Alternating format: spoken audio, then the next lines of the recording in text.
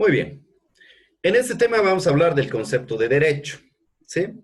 Vamos a abordar la siguiente temática, el difícil concepto de derecho. Vamos a hablar de su etimología, de las principales acepciones de este término.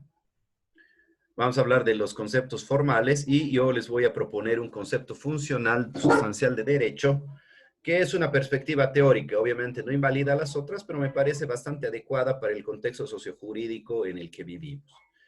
Para iniciar lo que va a ser la clase, vamos a tener un pequeño espacio de reflexión y sensibilización a través de una lectura que ya está en el texto.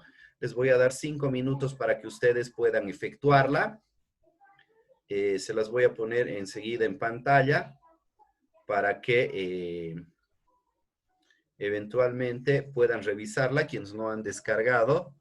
De todos modos, es el texto que está colgado tanto en la plataforma y que les envié por WhatsApp hace ya bastante tiempo, es el texto oficial de la materia. Les pediría que se vayan a la página 47, quiero que lean lo que está en cursiva hasta esta última parte de la 48. Entonces, con esto vamos a tener la posibilidad de que ustedes revisen, ¿ya? Entonces, está compartiéndose la pantalla, ¿no? ¿Es visible el texto?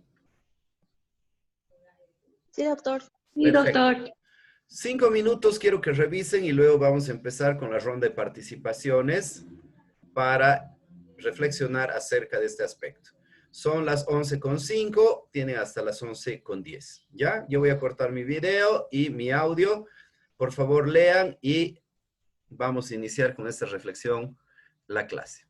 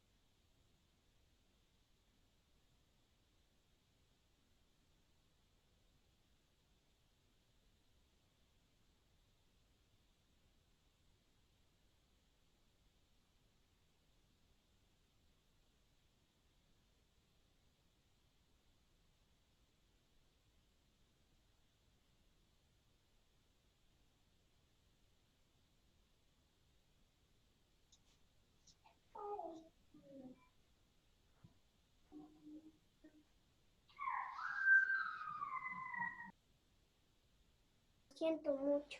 Ya. Ya voy.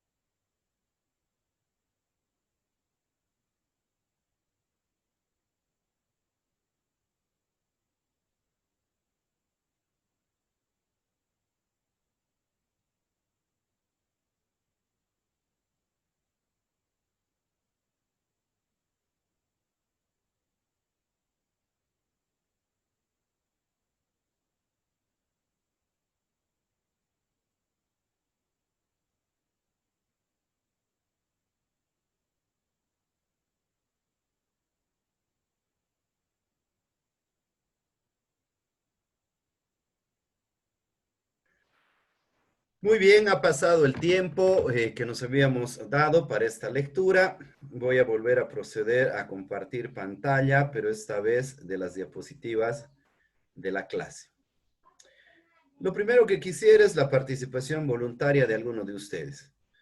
¿Sobre qué creen? ¿Cuál es el aspecto esencial sobre el que reflexiona esta lectura? Eh, yo hablo. Gabriel Barja, Luis, Luis. Perfecto.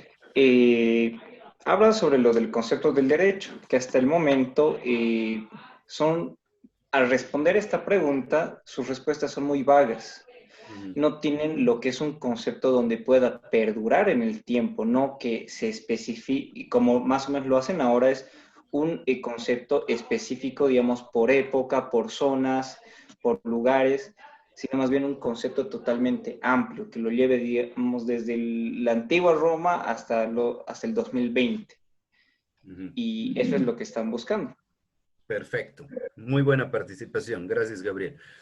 Si ustedes se fijan, la reflexión que nos hace Gabriel y la de la lectura es precisamente esa, ¿no? Nos dice de que durante mucho tiempo ese es un tema que se ha discutido y se sigue discutiendo y que seguramente se va a seguir discutiendo y que no hay un consenso universal que nos permita hablar de un concepto de derecho que satisfaga a todos los diferentes autores, las diferentes corrientes, etcétera, y que por lo tanto sea universalmente aceptado, qué sé yo, hablando geográficamente, hablando temporalmente.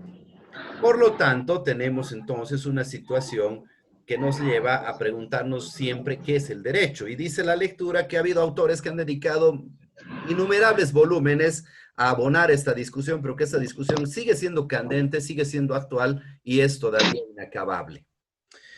Tradicionalmente, ¿no es cierto?, en los cursos de introducción al derecho, lo que se hace es hablar de diferentes tópicos y llegar a un concepto al final, a tratar de esbozar un concepto.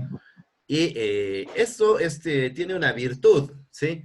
Permite que vayamos viendo los diferentes elementos y tratemos de englobarlos para llegar a un concepto de derecho. Pero también tiene un gran defecto. Los estudiantes arrastran durante toda la gestión y muchas veces durante toda su carrera y hasta en su ejercicio profesional esta laguna.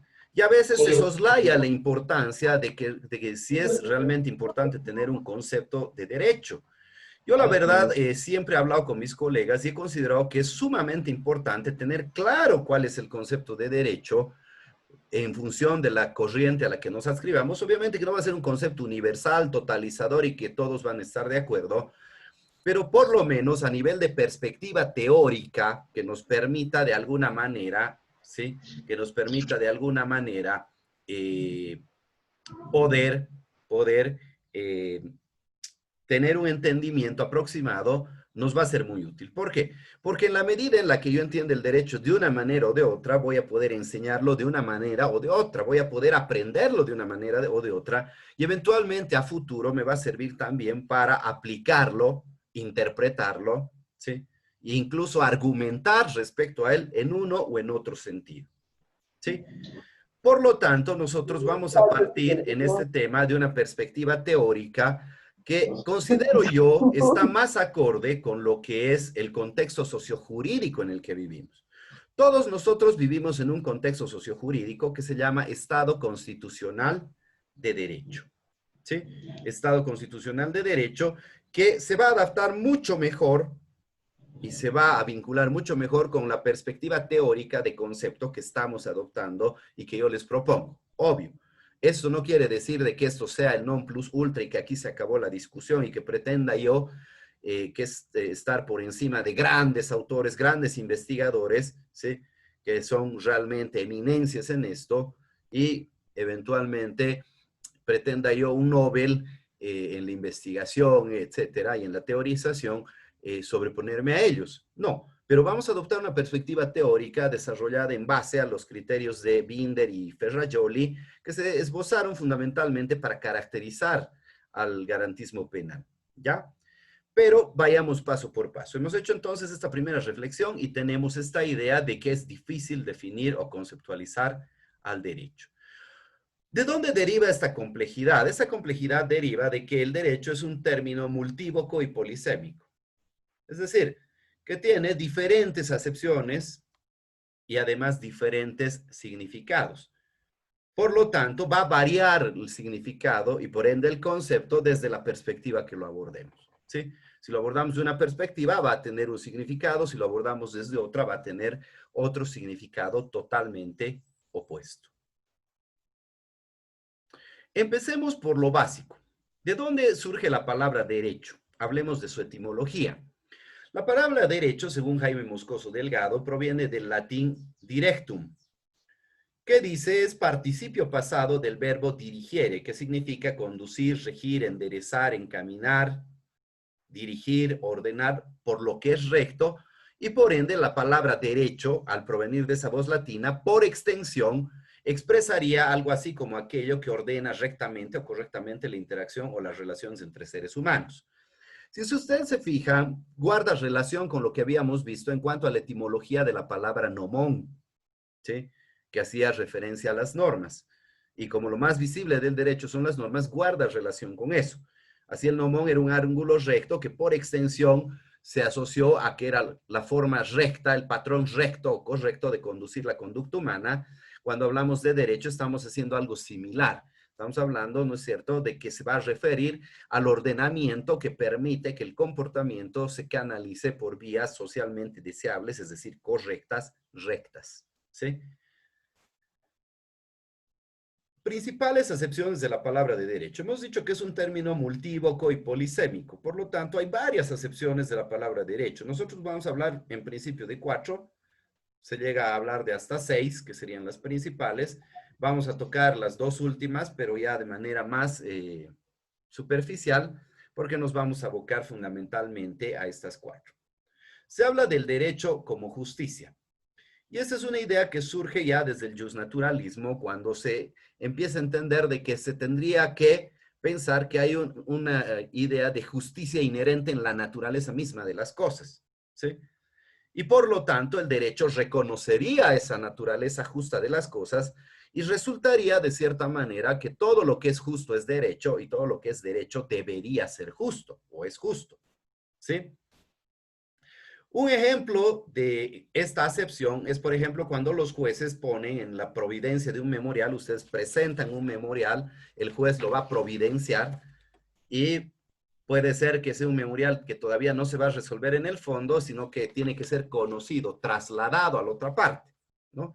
Entonces, a veces los jueces ponen a conocimiento de la parte contraria, traslado, etcétera, y en lo principal le ponen, se dispondrá lo que en derecho corresponda para hacer, ¿no es cierto?, énfasis en que se va a adoptar una decisión justa, ¿sí? Es un buen ejemplo del derecho como justicia. Ahora bien, cuando hablamos del derecho como justicia, nosotros tenemos que pensar en ejemplos históricos. ¿Será la forma más adecuada entender que el derecho es justicia y que la justicia es derecho? Lastimosamente no. ¿Por qué? Porque hay una situación que es bastante interesante, importante de analizar. A lo largo de la historia hemos tenido ordenamientos jurídicos, ¿sí? Hay autores que señalan que la historia también puede ser básicamente analizada a través de ¿qué? A través de normas, ¿sí? Los ordenamientos jurídicos de los diferentes pueblos nos pueden ir contando la historia universal, según esos autores. Y es una perspectiva bastante interesante. ¿Qué sucede con este aspecto en concreto? Fíjense en lo siguiente. En Estados Unidos ha habido una guerra que se llamaba la Guerra de Secesión entre el norte y el sur. ¿Quién sabe la razón? ¿Por qué se dio esta guerra? ¿Por la esclavitud, licenciado? Sí, por la esclavitud. ¿Quién ha contestado? ¿Quién ha Hinojosa. participado? Hinojosa. Luca. Perfecto, ya está anotado. Muy bien. Esto se ha dado, ¿por qué? Precisamente porque el norte abolicionista determinó, muchos dicen por factores económicos, que ya estaba más industrializado y la mano de obrera esclava no le era útil. Era mejor tener una legión de obreros que se les pague y que puedan consumir lo que las propias fábricas producían. Otros dicen que es por razones de orden moral, ético, en fin, ¿sí? Pero el norte decidió eventualmente, ¿no es cierto?, abolir la esclavitud. En cambio, el sur, que estaba menos industrializado, que era básicamente agrícola, recolector, que necesitaba mano de obra barata para que su producción sea mucho más rentable, ¿sí? Entonces, ¿qué mano de obra barata, más barata hay que los esclavos? Sucedió que eventualmente se llega a abolir la esclavitud y, ¿no es cierto?, se declara una guerra, ¿sí? Quieren salirse de la Unión de Estados, los estados del sur, y forman su propia confederación y deciden separarse. El norte dice que no iba a permitir eso y eventualmente estalla la guerra. Ahora bien, en la base de todo esto estaba la esclavitud.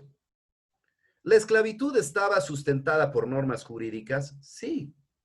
Tú, de hecho, tenías normas que tenías que seguir para transferir a tus esclavos, ¿sí? Tus esclavos eran propiedad tuya, ellos y sus hijos. Podías agarrar y a una madre separar de sus hijos y vender a los niños para que vayan a trabajar otra plantación, para que cumplan alguna otra función, etcétera, ¿sí? Esto era derecho, sí, pero ¿era justo? No, ¿sí? La solución final de Hitler, por ejemplo, tuvo normas jurídicas. La solución final fue básicamente acabar con los judíos, los gitanos, etcétera, ¿sí? Tenía normas jurídicas, pero ¿era justa? No. Por eso tenemos que entender que esto de entender al derecho como justicia tiene que ser entendido en una real dimensión, ¿sí? El derecho no siempre es justo y la justicia no siempre acompaña al derecho. Y esto se da porque el derecho es un fenómeno que se va a dar en la realidad, ¿sí?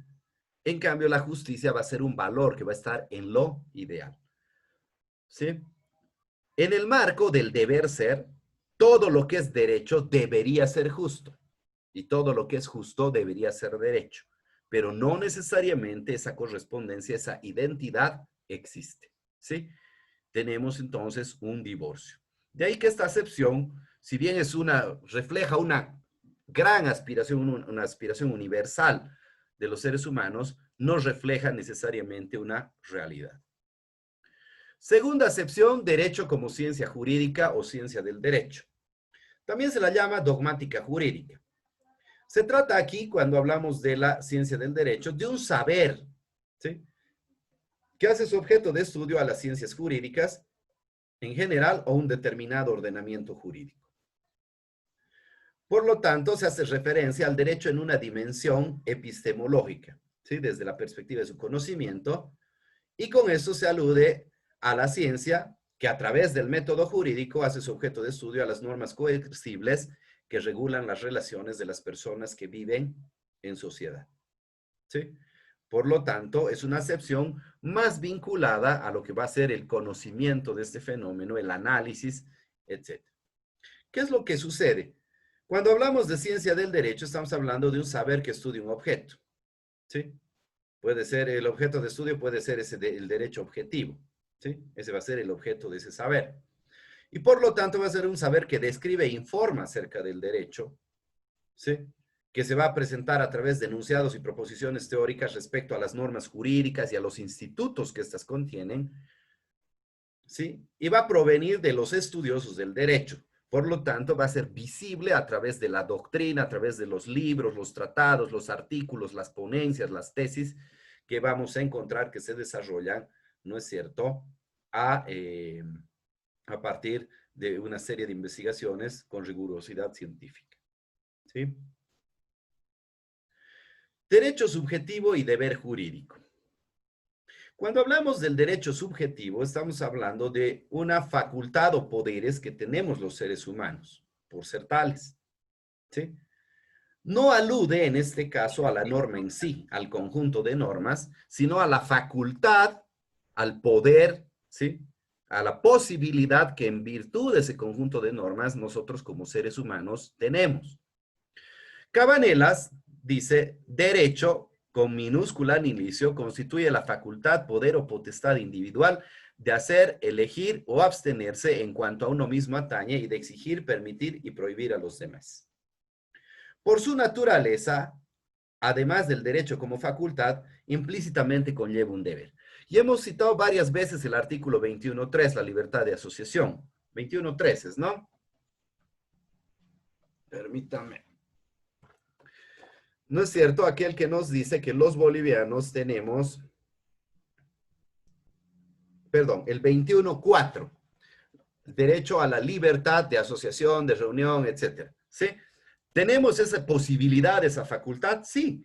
¿Pero implica algún deber? Sí. Que tiene que ser para fines lícitos. No puede ser para fines ilícitos. ¿Ya? ¿Qué es, en cambio, el derecho objetivo? El derecho objetivo, en cambio, se asocia a un conjunto de leyes, de normas jurídicas válidas y vigentes en un tiempo y lugar determinado, es decir, en un determinado estado. ¿Sí? Comúnmente se emplea para aludir al derecho de un estado, derecho boliviano, ¿sí? O a la totalidad de las normas de una rama de ese derecho, derecho civil boliviano, por ejemplo. De acuerdo a Cabanelas, para diferenciar al derecho en sentido objetivo del derecho en sentido subjetivo, se debe escribir al primero, al derecho objetivo, con D mayúscula y al segundo con D minúscula. ¿Cómo podríamos entender la relación y diferencia que existe entre el derecho subjetivo y el derecho objetivo? Voy a utilizar un ejemplo que ya he utilizado. A ver, por ahí, ¿quién está enamorado de los chicos? A ver, confiesen, confiesen. Cuidado, esté su novia en clase de Zoom. Pregunte el docente, ¿está usted tan enamorada? Y la otra, ni fu ni fa. ¿Cómo se van a sentir? A ver, ¿hay algún chico enamorado aquí o no? Miércoles, que son, como diría una amiga, Piedras. rumizoncos, ¿no? Corazones de piedra. Bueno, vamos a usar un ejemplo y lo vamos a llamar a este personaje Periquito de los Palotes. Periquito de los Palotes vive por la Jastambo. Pero está enamorado, tiene su Dulcinea del Toboso, ¿no es cierto?, que vive en Yotala. Él estudia en la carrera de Derecho y lo más lógico sería que en su bicicleta él pueda venir por la avenida Juana Zurduy de Padilla, las calles adyacentes y llegar a Derecho de una manera mucho más rápida y eficiente. Pero eventualmente, ¿no es cierto?, nuestro querido amigo tiene más de 18 años, circula por las vías públicas y decide irse por la parte de la Planta Ende, etcétera, hasta Yotala cada mañana. A las 3 de la mañana va, plancha su ropita dominguera, la más bonita, y va, ¿por qué? Porque se entera que esta su ilusión, esta chica de la que está enamorado, riega las plantitas de su balcón a las 5 de la mañana. Entonces él va, la mira, suspira, no le dice nada, agarra su bicicleta y empieza a subir la carretera de Yotala. Y hace eso todas las mañanas. Yo les pregunto, dejando la moral, la autoridad de los padres ya de lado, porque estamos hablando de una persona de 18 años, ¿sí?, que es mayor de edad, eventualmente, ¿hay alguien que le pueda decir, oye, vos no puedes hacer eso, tienes que ir directo a Derecho? ¿O no? ¿Qué es lo que lo ampara?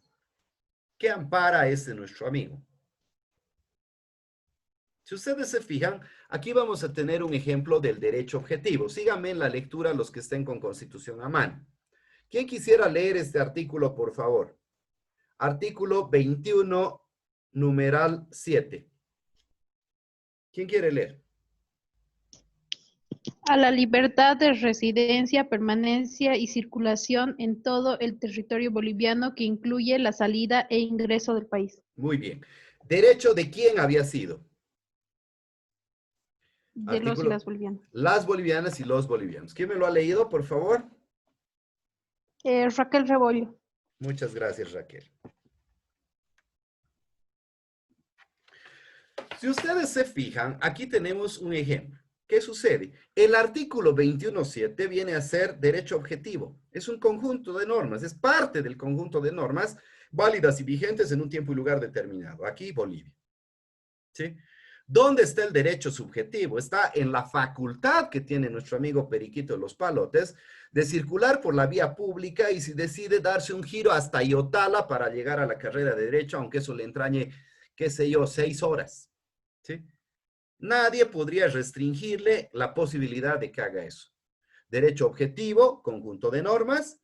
Derecho subjetivo, facultad que en virtud de ese conjunto de normas nosotros podemos ejercer. ¿Sí? Aquí estaría el derecho objetivo cuando consagra la libertad de circulación y donde estaría el derecho subjetivo en la facultad que tenemos de ejercer ese derecho, esa posibilidad nosotros como seres humanos. También se habla del derecho como ley, ¿sí? Del derecho como ley. Pero eso no es una acepción muy adecuada, porque se confunde al derecho con la ley y se lo circunscribe a ella. ¿Qué implica esto?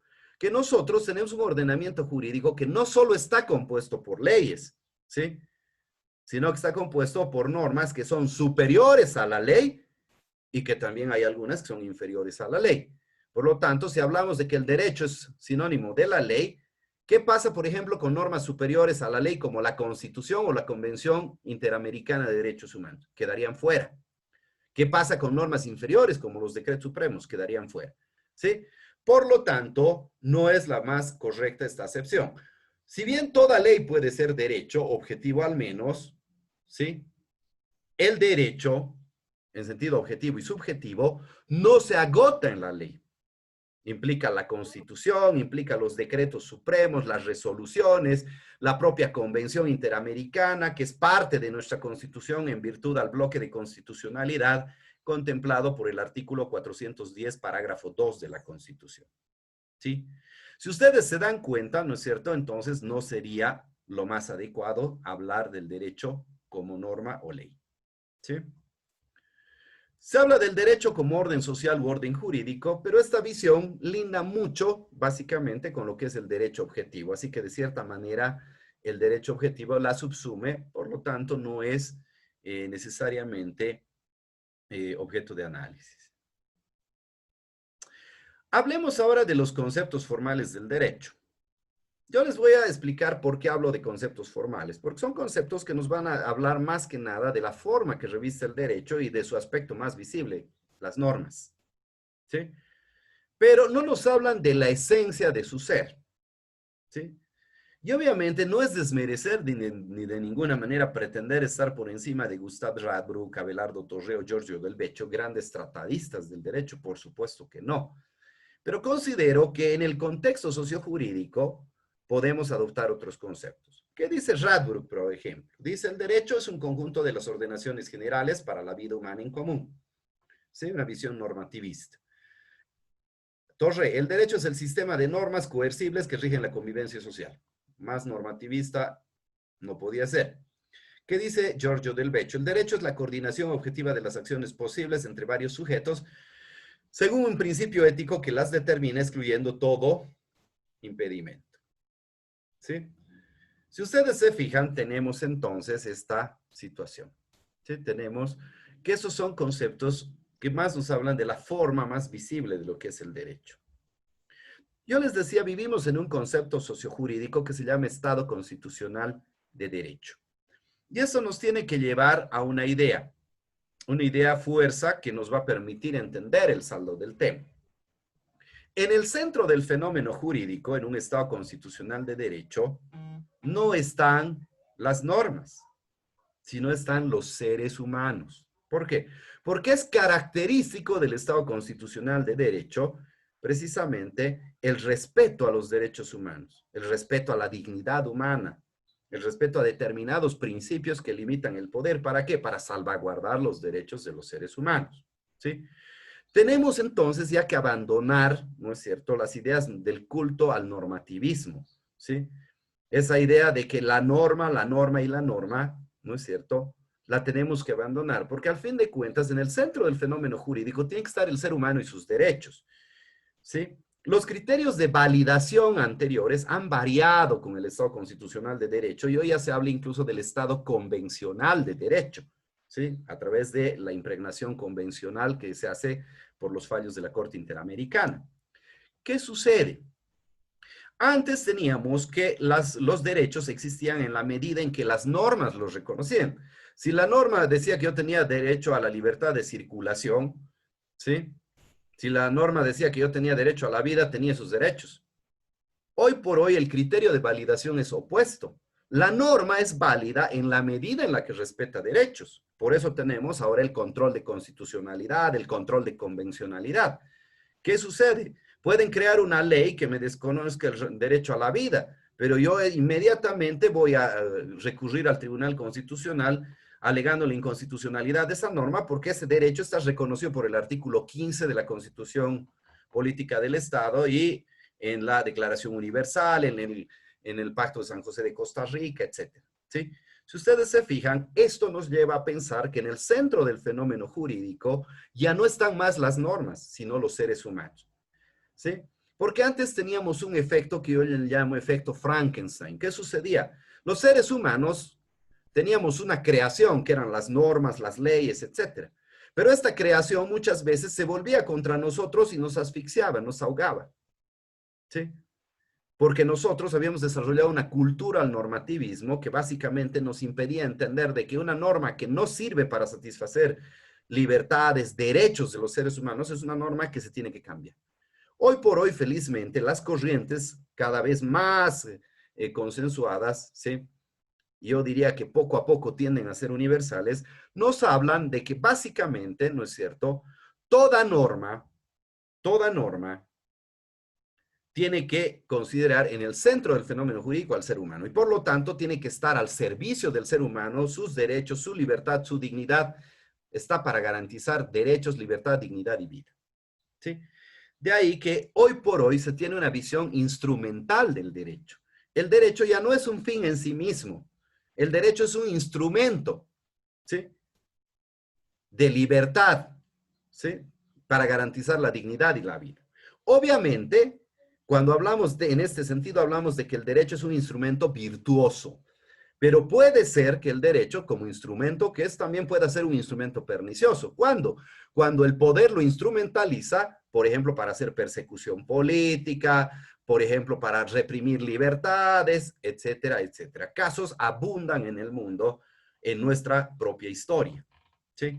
Por lo tanto, nosotros estamos hablando en un sentido de que el derecho es un sistema virtuoso, ¿sí? Va a ser un sistema que es un instrumento, básicamente, orientado a garantizar la libertad, la dignidad y la vida de los seres humanos. Y por lo tanto, no es un fin en sí mismo, sino es un instrumento al servicio de su creador, del ser humano. Yo les decía el efecto Frankenstein. ¿Qué pasa cuando tenemos un derecho que al fin de cuentas se vuelve contra nosotros? Como en la novela de Frankenstein, ¿no es cierto? La creación se vuelve contra su creador y lo estrangula, lo oprime, etc.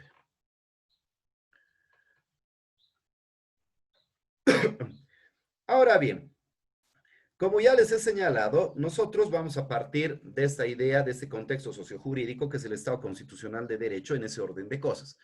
Pero desde mi perspectiva, el Estado constitucional de derecho también tiene que ser necesariamente un paradigma formativo para todo futuro abogado, para todo futuro licenciado en derecho y quien se quiera dedicar a la investigación y la docencia, ¿sí? ¿Por qué? Porque el concepto de derecho, ¿sí?, que va a estar vinculado a este paradigma formativo, va a ser algo trascendental. En la medida en la que yo entiendo el derecho de una manera, lo aplico, lo interpreto, lo estudio, lo enseño de cierta forma. Y en la medida en la que yo lo entienda de otra manera, lo propio. ¿Sí? Por lo tanto, es importante entender ese aspecto. Antes de ingresar a lo que ya va a ser el desarrollo del concepto funcional sustancial de derecho, vamos a hacer un par de consideraciones epistemológicas para ver cómo se construyen los conceptos y cómo se eligen los conceptos. ¿Sí? Con la esperanza de que a través de esta herramienta también podamos ver si el concepto que estamos queriendo adoptar sirve o no sirve para los fines que lo estamos queriendo adoptar como perspectiva teórica. ¿Quién me puede hablar de la dialéctica? ¿Quién quiere hablarme de la dialéctica?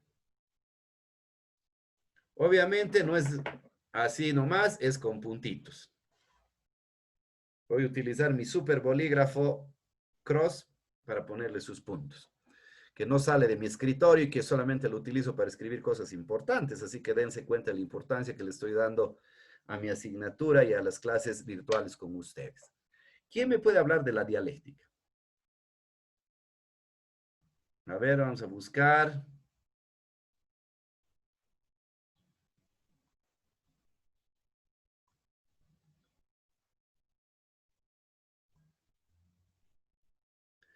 Noelia, Natalia, habilite su micrófono, por favor. Sí, doctor, buenas tardes. Muy buenas tardes. ¿Chumacero es usted? Sí, Plaza. Chumacero Plaza, muy bien. ¿Qué sabe de la dialéctica?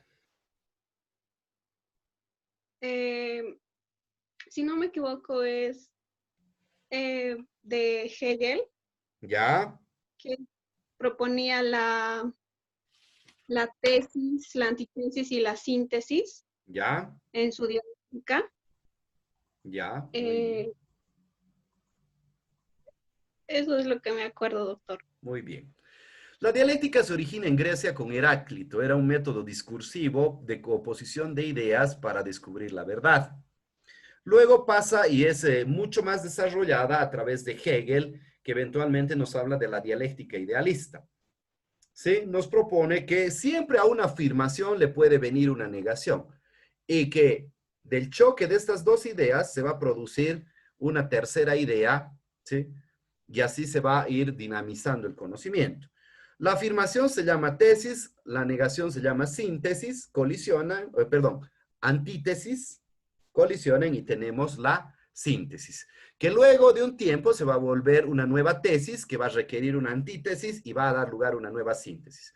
La dialéctica, entendida así, es movimiento, es cambios, transformación, es evolución, ¿sí? Nosotros tenemos que entender que la oposición de ideas no paraliza, sino más bien dinamiza. La dialéctica, ¿no es cierto?, es popularizada ya por Hegel en su dialéctica idealista, pero es universalizada a través de las ideas que toma de Hegel, Marx y la traslada a la dialéctica marxista. ¿Sí?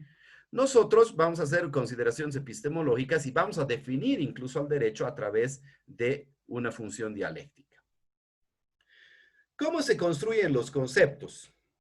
¿Quién me puede dar su concepto de silla? A ver. ¿Qué es silla, doña Raquel Rebollo? Un lugar donde te puedes sentar. ¿Un lugar? Donde te puedes sentar, ponte cómodo, descansar. Ya, pero ¿será un lugar necesariamente? A Un ver, objeto. recuerde. Ah, ya, muy bien.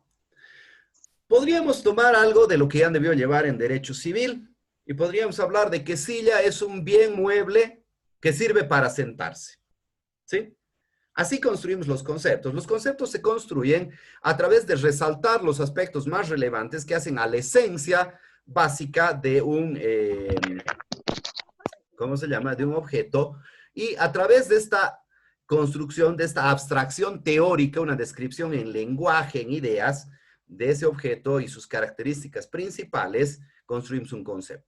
Pero los conceptos no se construyen uno para cada objeto. Los conceptos no se construyen uno para cada objeto, sino que se van a construir, ¿no es cierto? Se van a construir para un número indeterminado o indefinido de objetos que tienen características similares, pero que no son idénticos. Ejemplo, concepto de silla. Silla es un objeto que sirve para sentarse, ¿no es cierto? Eso es lo que hemos dicho. Pero aquí, por ejemplo, estamos hablando de silla en general. No estamos hablando de silla de madera, no estamos hablando de silla de ruedas, no estamos hablando de silla de metal, de silla con rueditas, de silla de mimbre, etc. Sino estamos hablando en general. ¿Qué estamos haciendo? Estamos utilizando una función dialéctica, porque todo concepto a la vez que muestra, oculta. ¿Cómo es eso? El objeto, el concepto me está mostrando las características más importantes del objeto. ¿Sí? Bien mueble que sirve para sentarse. Pero a la vez me está ocultando particularidades de algunos objetos que también pueden estar comprendidos en el concepto, que es de mimbre, que es de metal, etc. Por lo tanto, todo concepto, a la vez que muestra, oculta. ¿Sí? Muestra ciertos aspectos, pero necesariamente oculta otros. ¿Cuál es el mejor concepto? Dice Alberto Binder. Aquel que muestra más de lo que oculta. Y esa es la idea de por qué vamos a hablar del derecho como límite al poder. ¿Ya? ¿Por qué dice Binder que hay que tener cuidado con escoger conceptos que muestren más de lo que ocultan? Porque eventualmente, dice Alberto Binder, ¿qué es lo que va a suceder? Lo que va a suceder es que si nosotros escogemos un concepto que oculte más de lo que muestra, ¿sí? Vamos a tener, ¿no es cierto?, una situación bastante compleja, porque vamos a estar ante un iceberg. Un iceberg es una formación de hielo que el volumen que vemos que sale del mar es muy pequeño, pero la gran cantidad, la gran masa de ese iceberg está bajo el agua. ¿Sí? Entonces, cuando hablamos de escoger un concepto, es mejor tener cuidado con no escoger conceptos iceberg, sino buscar conceptos que muestren más de lo que oculta. ¿Sí? Es en ese afán que nosotros vamos a empezar a desarrollar el concepto de derecho. El derecho está vinculado íntimamente al poder, y es precisamente por su oposición al poder que lo vamos a definir desde una perspectiva funcional y sustancial. ¿Sí? Hay una frase de Lord John Emerich Edward Albert Acton, o Lord Acton más conocido. Dice, el poder tiende a corromper, el poder absoluto corrompe absolutamente. Lord Acton no nos reflexionaba sobre la corrupción, ¿no?, que estamos viendo actualmente, que hemos visto en el pasado reciente, ni mucho menos, no. No nos estaba hablando, por ejemplo, del caso de Santos Ramírez y los $400,000 que le pillaron en unas maletas, muerto de por medio. No estamos hablando de la barbaridad que ha sucedido con los respiradores que han llegado y no sirven, ¿sí?, que han costado el doble supuestamente. No estamos hablando de esa corrupción, ¿sí?, de eso vamos a hablar luego. Nos está hablando básicamente de que eventualmente la acumulación de poder excesivo lleva a la corrupción, ¿sí?, a la corrupción del ser humano. ¿Por qué? Porque tiende a ser arbitrario. En otras palabras, nos reflexiona sobre que un pueblo, ¿sí?, que eventualmente permite la acumulación ilimitada de poder en manos de una persona o un grupo de personas, a la larga, lo único que está haciendo es generando un instrumento de castigo y dándoselo a alguien para que lo utilice en su contra. ¿Sí? Hay una canción muy interesante de un grupo que me gusta mucho, Todos tus muertos, no sé si lo han escuchado alguna vez, y se llama La gente que puso la sangre. ¿Sí? Y hay una estrofa que dice, nosotros hacemos el látigo, ¿quién nos va a pegar? Alimentando la injusticia. ¿Sí? Esto, ¿por qué se lo cito? Porque eventualmente, ¿no es cierto?, la excesiva acumulación de poder permitida por un pueblo siempre, históricamente, se ha vuelto en su contra. ¿Sí? Históricamente se vuelve en su contra. Ahora bien, bajo esta pequeña reflexión, ¿sí?, quisiera que honestamente, tal vez hay alguno aquí o alguna joven, ¿sí?, no sean tímidos, que quisiera ser político. ¿Quién quisiera ser político? ¿Quién quisiera tener poder? No sé, tal vez para cambiar la percepción negativa que tenemos de los políticos o que yo les acabo de expresar, tal vez la de ustedes es positiva, no sé. ¿Quién quisiera tener poder? Honestamente, ser poderoso, así poder tomar decisiones, ¿sí? Adoptar medidas, no sé, hasta para solucionar este tema de la pandemia, que quizá tenga mejores ideas, etcétera. Luigi, yo en cierto grado anteriormente quería hacer una cierta faceta de mi política ¿Ya? y en el aspecto siempre de sacar, digamos, en Bolivia, algo que tenga que ver con un partido político que sea de libertarios, porque me agrada mucho esa ideología y es algo que pienso que no ha habido aquí todavía en Bolivia y en muchos otros países de Latinoamérica, porque solamente han conocido, se podría decir, la izquierda y la derecha y a veces los extremos, Sí. pero no a veces un pequeño intermedio, ya sea de izquierda o ya sea de derecha. Ahora, en este aspecto con lo que tú tienes que decir, lo del poder, que cuando tú quieres llegar al poder, tienes que a veces hacer ciertos tratos con determinadas personas. Y en realidad, cuando tú estás empezando, tienes cierto dilema sobre tus normas, sobre lo que rige más o menos sobre vos, sobre los valores. Sobre tus principios. Y a veces en este aspecto, para llegar a determinados niveles, tienes que hacer alianzas con personas a veces que no son tan afines a vos por sus valores, pero por ende tienes que aceptarlos porque tienes que llegar de alguna forma para abarcar, digamos, a mayor población. Ahora, de acuerdo a eso, es que me he dado cuenta que para llegar al poder tienes que pagar un determinado precio. Y en el aspecto de valores, yo no estoy dispuesto a cambiar algunas cosas para llegar ahí, porque sé que puedo influenciar a determinado grupo de personas sin que tenga que llegar a la política y por eso ya no quiero ser político. Ya no. Pero sé que hay mucho, mucho poder que se puede manejar, pero yendo con esa tendencia. Muy bien. Decidió Gabriel, aprovechando tu intervención, Luigi, antes de decir más, dime. lo que yo veo de la perspectiva de la que a mí, uno de los primeros libros que leí aquí en Derecho, y creo que Wilfredo Cervantes nos dio, el licenciado de Civil, un capo porque nos dio la perspectiva del libro de Hans Kelsen. La justicia. Creo que sí. Y es un libro donde me encanta porque no solamente te da dos opciones de la perspectiva, sino tres, cuatro de un problema. Y eso te ayuda a abrir tu mente y si lo aplican en muchos aspectos de su vida, no se van a dar cuenta que hay un solo tipo de felicidad o un solo tipo de miedo y un montón de cosas más. Y eso es algo que te abre totalmente la perspectiva. Eso. Muy bien, excelente. Escúcheme, querido Gabriel, ¿para usted qué es el poder? El poder es autoridad para hacer o deshacer. Hacer o Pero deshacer. lo veo en el aspecto tanto de deshacer, sino en el aspecto de influenciar a las personas.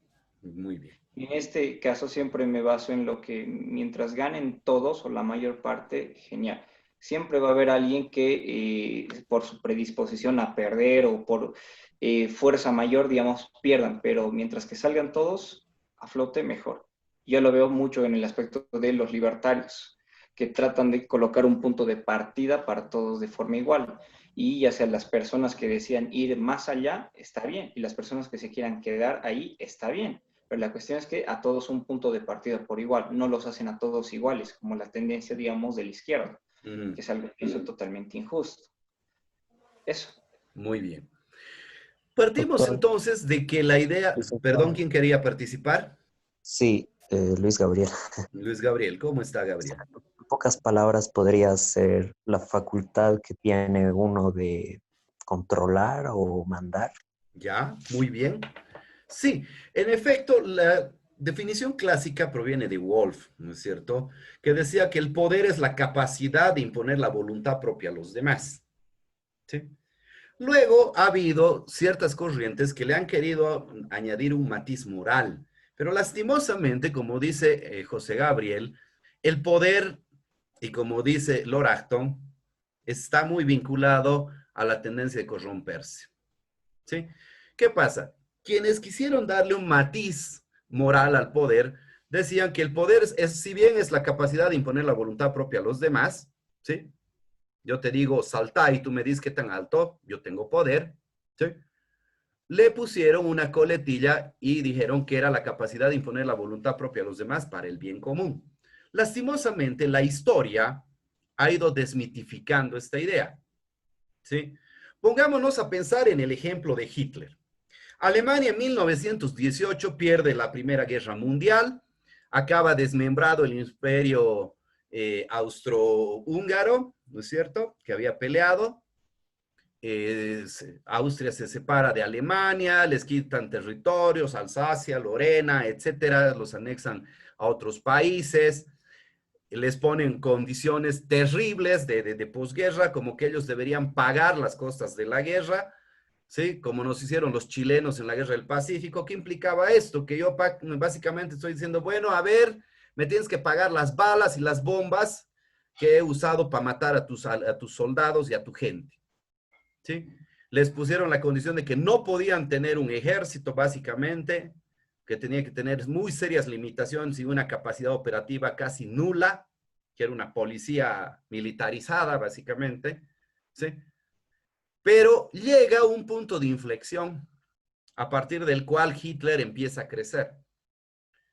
Sucede que los alemanes estaban ya en la quiebra, la gente moría de hambre y todo el dinero que tenían lo tenían que utilizar para pagar las costas de guerra. En determinado momento, ¿no es cierto? Como no podían, lo pagaban en carbón que se extraía del Ruhr, de la cuenca del Ruhr. ¿Qué sucede? Eventualmente agarran y un día deciden no pagar. Dicen, tenemos que renegociar porque esto nos va a matar de hambre al pueblo. Y los aliados deciden que no iban a negociar y que iban a cobrar a toda costa lo que les debían. Y punto. ¿Qué pasa? Eventualmente, como apoyo a la decisión que se había tomado de no pagar, los mineros de la cuenca del Ruhr se declaran en huelga y dicen, no vamos a trabajar, entonces no va a haber con qué materia prima se cobre. ¿Qué hacen los franceses?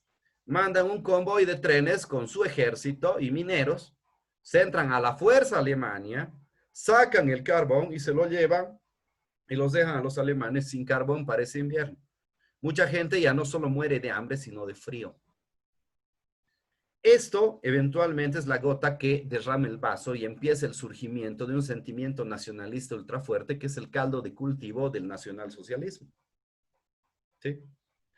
Surge Hitler, llega al Reichstag, la historia ya la conocen, poco a poco va generando más adeptos, va ganando poder, muere Hindenburg, asciende a la máxima magistratura, empieza a perseguir a los comunistas, los manda a campos de concentración en Alemania, en Dachau, es el primero. Eventualmente, ¿qué sucede luego? Persigue a los socialdemócratas y al final absorbe todo el poder y lo concentra en sí mismo. ¿Hitler tenía poder? Sí, tenía la capacidad de imponer la voluntad propia a los demás. Y en principio todos creen que era para el bien común. ¿Por qué?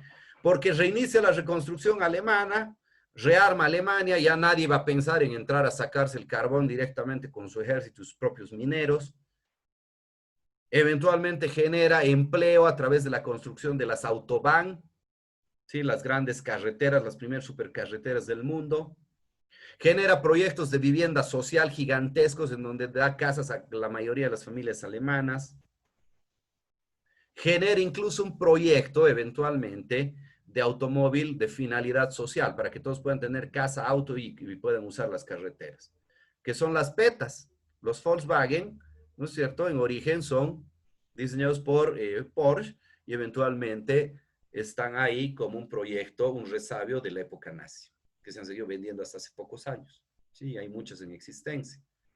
Ahora bien, al principio, ¿era o no era capacidad de imponer la voluntad propia a los demás para el bien común? Aparentemente sí. Pero a partir de septiembre del 39 empezamos a ver la real faceta de Hitler, que es el genocida más grande de la historia. ¿Qué sucede? Invade Polonia con su Blitzkrieg, con su guerra rápida, se apropia prácticamente de toda Europa y luego da lugar con eso a un genocidio de millones de judíos, de gitanos, ¿sí? De millones de personas que eventualmente, perdón, voy a conectar esto, la batería se está acabando. Perfecto, ahora sí. da lugar a un genocidio de dimensiones terribles, como jamás se había visto antes, en el mundo. ¿Qué pasa? Finalmente pierde la guerra, su pueblo queda devastado, destruido e incluso separado en dos estados hasta el 89 cuando cae el muro de Berlín. Aquí vemos que esta idea de que el poder es la capacidad de imponer la voluntad propia a los demás para el bien común cae con un ejemplo histórico concreto y como ese hay muchos, ¿sí? Y empiezan a surgir visiones más descarnadas del poder, más realistas, más pragmáticas. Tenemos a Luigi Ferrajoli, por ejemplo, que es un autor interesantísimo, lo pueden descargar de la red. Ahí está su libro Teoría del Garantismo Penal, Derecho y Razón. Y está su libro Derecho, la garantía del débil frente al poderoso, entre muchos. Son lindos volúmenes, descárguenlos. Voy a procurar colgarles links, si es que les gusta. Quedé con José Gabriel de colgar algunos, me he olvidado en la plataforma. ¿Qué dice Ferrajoli? Dice, el poder, o todos los poderes, sean estos públicos o privados, tienden en efecto ineludiblemente a acumularse de forma absoluta y liberarse del derecho. Aquí ya tenemos un primer tip que nos habla de cuál será la función, la esencia del derecho. ¿Sí? Me libero de algo que me limita. Binder es más descarnado aún con el poder. Alberto Binder es un autor, un penalista argentino, van a encontrar libros de él, Introducción al Derecho Penal, que es bueno que lo vayan leyendo para el año que viene, que ya llevan penal, e Introducción al Derecho Procesal Penal. Él es un cordobés y seguramente por su vivencia de la dictadura argentina tiene una visión mucho más descarnada del poder. Binder, ¿qué dice? Binder dice, el poder debe ser entendido como posibilidad pura o como capacidad pura de realización. Para Binder, ¿qué es el poder? ¿Sí? El poder es capacidad pura de realización. ¿Qué quiere decir esto? Quiere decir esto que el poderoso no hace las cosas en la generalidad de los casos porque son buenas para el interés común, porque son buenas para los demás, porque son moralmente correctas, no. Simple y llanamente las hace porque puede. Por eso es capacidad pura de realización. De ahí que estos autores nos configuran al poder como una suerte de potro desbocado, ¿sí? Un caballo brioso y desbocado que empieza a correr y que va a atropellar todo lo que se le ponga al frente. Pero ¿qué es lo que limita? ¿Cuál es la verja, la valla que evita que ese caballo, que ese potro desbocado nos vaya a atropellar a todos? El derecho. ¿Sí? Ferrajoli dice, el derecho es la garantía de limitación al poder. ¿Sí? Lo caracteriza así. Ferrajoli nos dice, el derecho es la garantía de los más débiles frente a los más poderosos. Es la garantía que yo, ¿no es cierto?, si me enfrento con la presidenta y eventualmente, no sé, yo llego a proferirle algún insulto o algo, por lo menos en teoría, no debería hacerme detener. ¿Sí? Debería ser la garantía de que, por ejemplo, ese joven albañil que eventualmente, ¿no es cierto?, insultó a Evo Morales, no haya tenido que estar en la cárcel varios años. ¿Por qué? Porque debería limitar el poder. ¿Sí? Ese es el concepto que tenemos. Binder, Alberto Binder, es mucho más claro y nos da ya el concepto del derecho que yo quisiera que adoptemos. Dice, el derecho limita el poder para preservar la dignidad, libertad y vida de las personas. Ahora bien, para entender esto, vamos a pasarlo a la función dialéctica que les había dicho. El derecho se define por su oposición al poder, se conceptualiza por su oposición al poder. ¿Por qué? Porque vamos a tener al poder como tesis. El poder es capacidad pura de realización. Hago las cosas porque puedo. ¿Sí? ¿Qué es el derecho, por ejemplo? El derecho viene a ser la antítesis.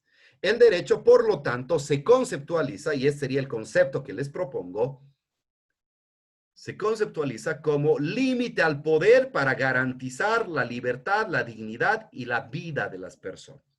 Yo considero que ese concepto engloba los formales que hemos visto, porque Obviamente lo hace a través de un conjunto de normas, lo hace a través de valores, de principios, de un ordenamiento que regula la convivencia entre los seres humanos, sí. Pero su esencia es limitar el poder, ¿sí? Por lo tanto, el derecho es límite al poder. ¿Para qué, pero? ¿Límite por sí mismo? Porque sí, no.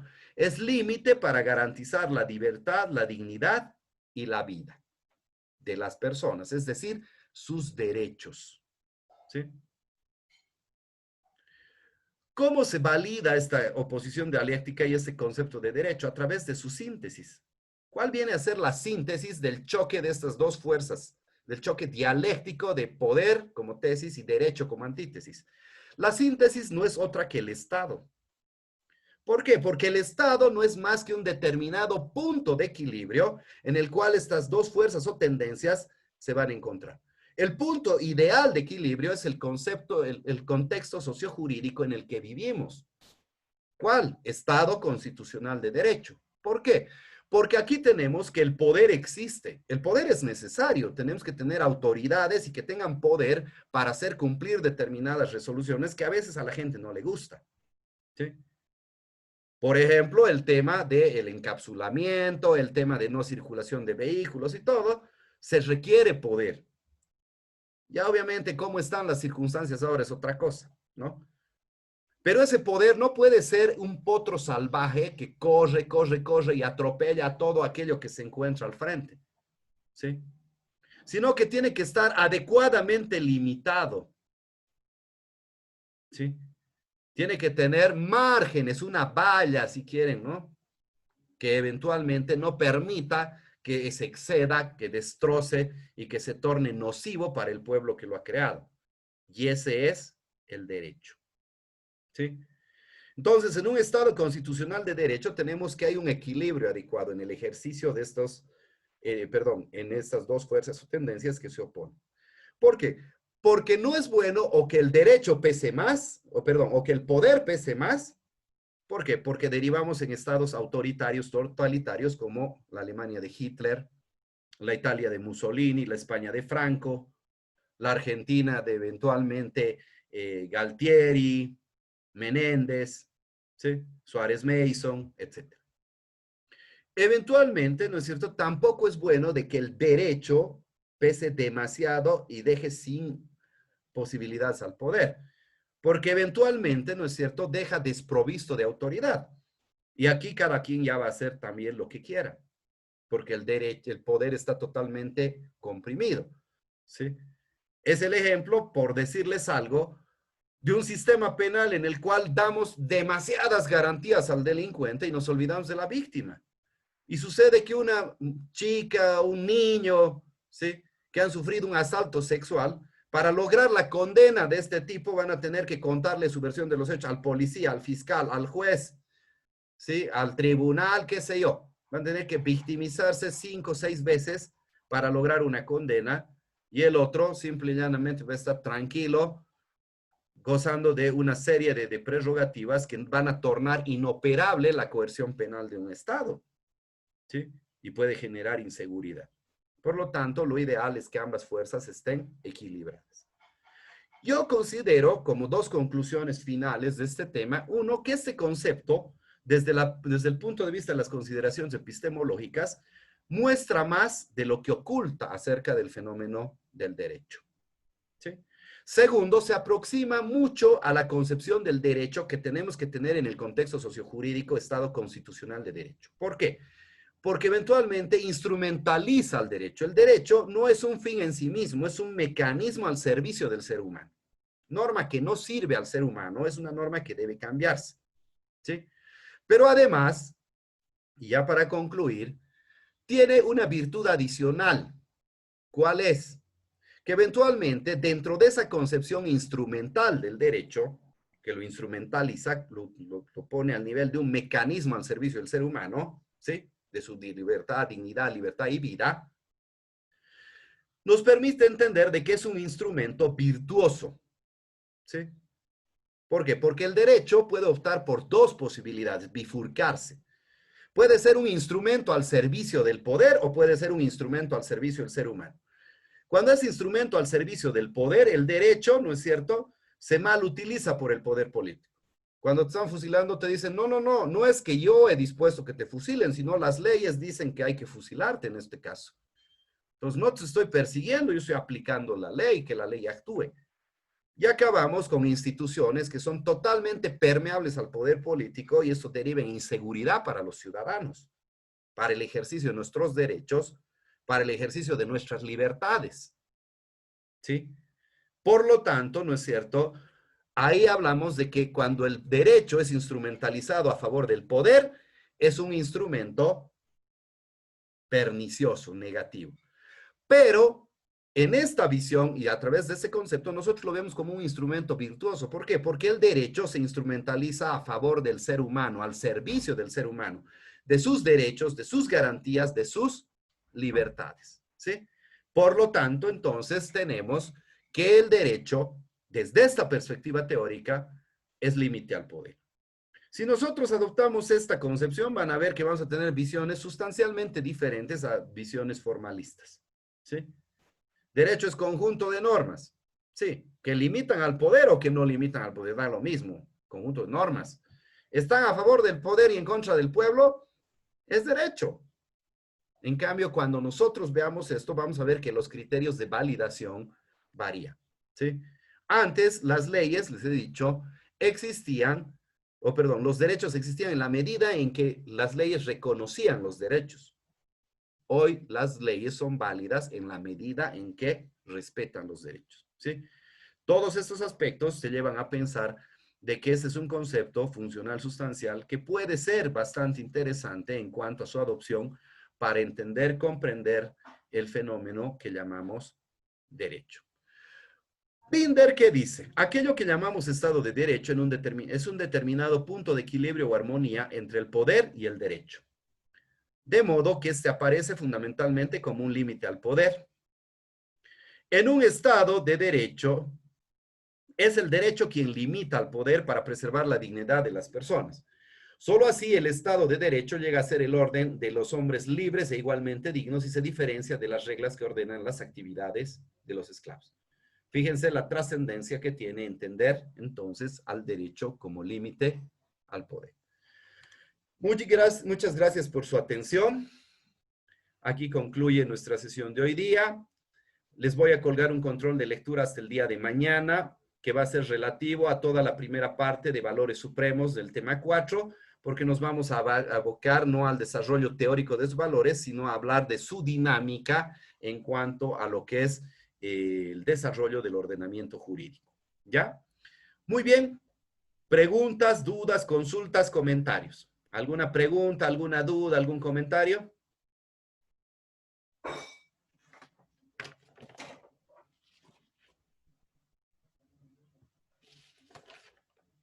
¿Alguna pregunta, alguna duda, algún comentario?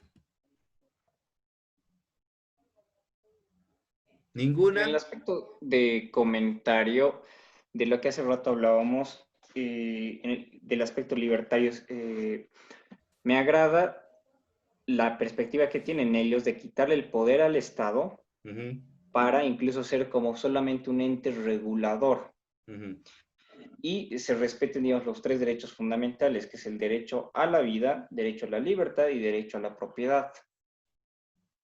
Y de acuerdo a eso, cuando le quitas mucho poder a lo que sea al Estado, no hay esa sensación donde incluso el Estado puede ser enemigo, se puede decir, de la sociedad, ya que hay un respeto incluso de esos tres derechos específicos. Eso es lo que podría agregar, porque un claro ejemplo es, digamos, los países que tienen mayores esas políticas, incluso, y ahí incluso en las noticias, en todo lo que vemos en el contexto, ya vemos cómo incluso esos representantes de esos países son políticos, ¿sí? Sin embargo, no tienen ese poder como en Latinoamérica. Y por ende podemos ya ver qué tipo de tendencias hay en la vida de esa sociedad. Claro. Y ahí podemos incluso constatar, digamos, cuál le hace mejor a una sociedad. Eso supone, obviamente, me parece una idea interesante, pero supone un grado mayor de educación, ¿no? Que implique también un gran grado de desarrollo de valores, ¿no? En Bolivia, lastimosamente, ojalá podamos trabajar en eso, ¿no? Porque Por ejemplo, el hecho de que en Bolivia la razón se impone a sopapos y en las calles, o con gases y en las calles, eventualmente nos habla, ¿no es cierto?, de que eso nos falta. Segundo, eso también se podría volcar como un aspecto interesante cuando realmente entendamos que el ser político es ser servidor público. ¿Sí? No es, oh, mi autoridad. Yo la verdad cuando escucho a cualquier coyuntural detentador de un espacio de poder que se refiere, mi autoridad ha dispuesto y no sé qué, o sea, realmente digo, qué poca preparación, qué poca idea del ordenamiento jurídico tiene, porque en realidad, o sea, este ñato no es nuestro jefe, es nuestro empleado, es un servidor público, ¿sí? Pero lastimosamente en Bolivia tenemos una distorsión, ¿no? Y a eso se le suma la corrupción, ¿no? O sea, yo alguna vez escuché a un político y lo miré chueco y luego ya no hemos sido amigos, pero él entre un par de copas, en una proclamación que nos invitó supuestamente, ya en confianza luego así charlando, quería convencernos de que ingresemos a su fórmula, que le apoyemos, bajo un rótulo que realmente es deplorable, ¿no? Él decía, hay que trabajar 2 años en la administración pública para vivir 50, o sea, ¿qué quería decir? Entonces, esa mentalidad es lo que hay que combatir, ¿no? HCF Mansilla hablaba mucho de la revolución moral.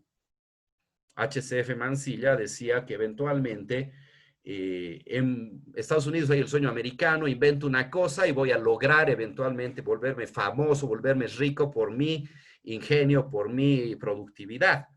Pero en cambio, decía él, en Bolivia hay una suerte de sueño boliviano. Yo quiero ser autoridad para entrar y saltar las arcas públicas, comprar buenas movilidades, mejorar mi casa, meter a mis hijos a un mejor colegio, emparentarlos con familias adineradas o con influencia o con apellido.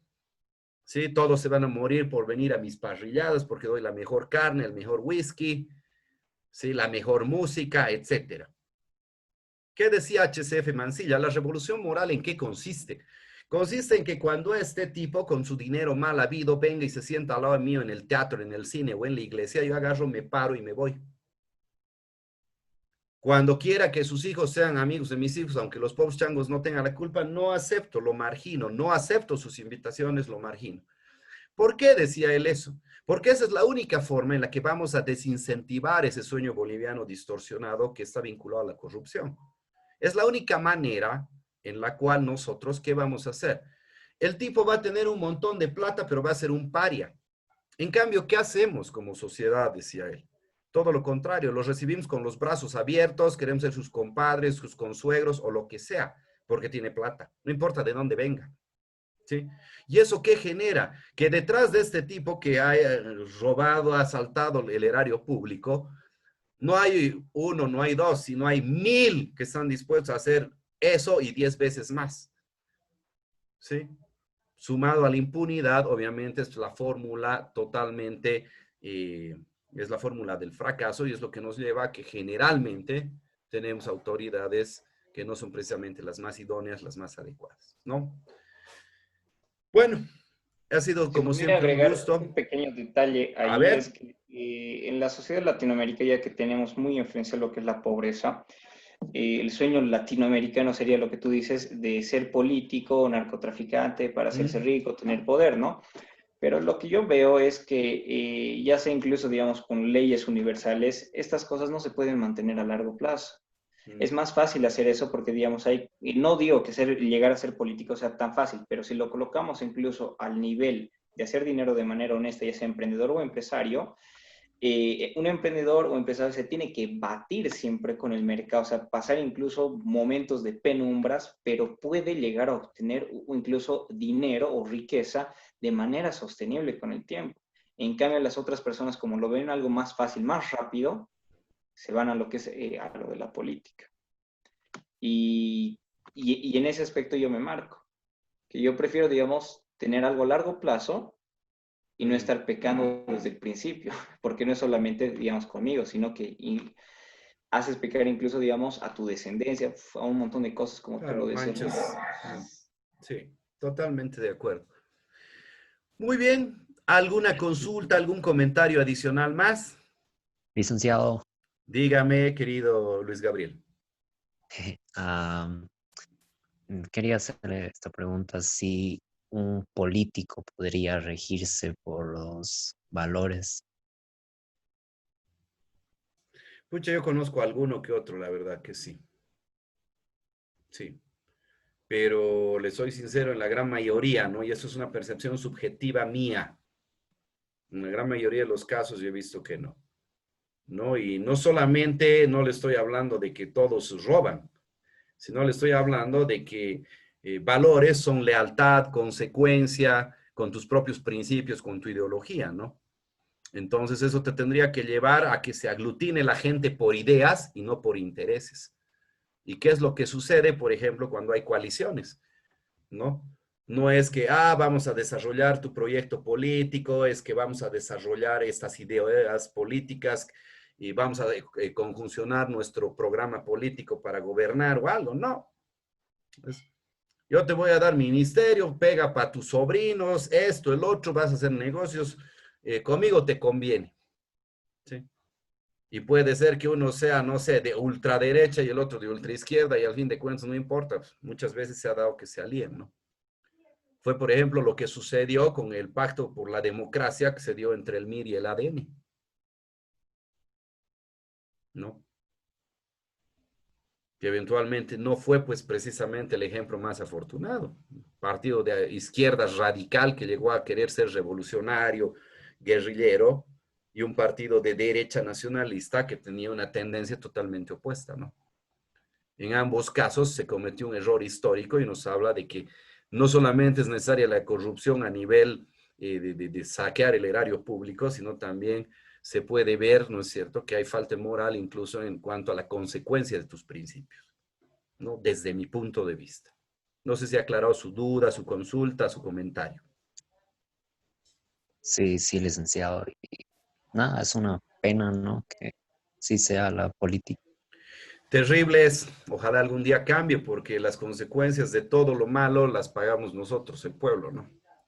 Los políticos chochos, en cuanto necesitan respirador, cama, clínica o lo que sea, ellos chasquean los dedos y todo está ahí. Cambie usted, yo o cualquier otra persona, vamos a tener que ver qué hacemos. Recurrir a uno de esos que puede chasquear los dedos será la única solución. Imagínense. Muy bien, queridos amigos, yo aquí los dejo, concluimos con esto la sesión. Ha sido un gusto nuevamente poder compartir esos minutos con ustedes. Bendiciones, que estén bien, cuídense en su casa, ¿ya? No salgan, cuídense, realmente la pandemia está dura. Muy buenas tardes, chicos, hasta luego.